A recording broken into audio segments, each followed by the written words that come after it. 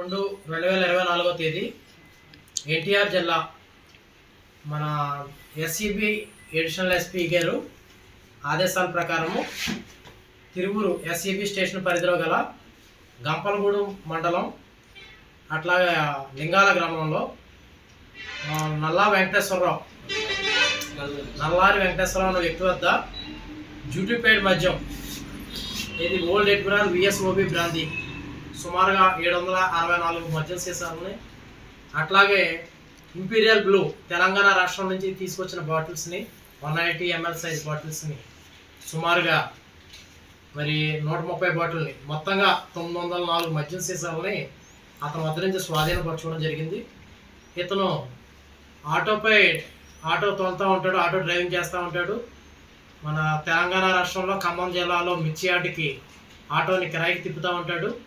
అట్లా కిరాయికి వెళ్ళినప్పుడు వైరాలో బ్రాందీ షాపులో మరి ఈ తెలంగాణ మద్యం సీసాలను కొనుగోలు చేసి అట్లాగే ఆంధ్రాలో మన వైరా నుంచి నెమల మీదుగా గుట్టుకూరు మీదుగా మరి వాళ్ళ స్వగ్రామం చేరుకుని ఇట్లా తీసుకుని వెళ్ళి అమ్మకం చేస్తూ ఉంటాడు.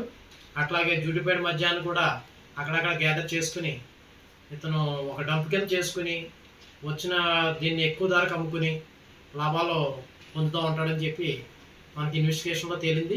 గతంలో కూడా ఇతని మీద ఒక కేసు మన తిరువురు ఎస్సీబీ స్టేషన్లో ఉండడం జరిగింది.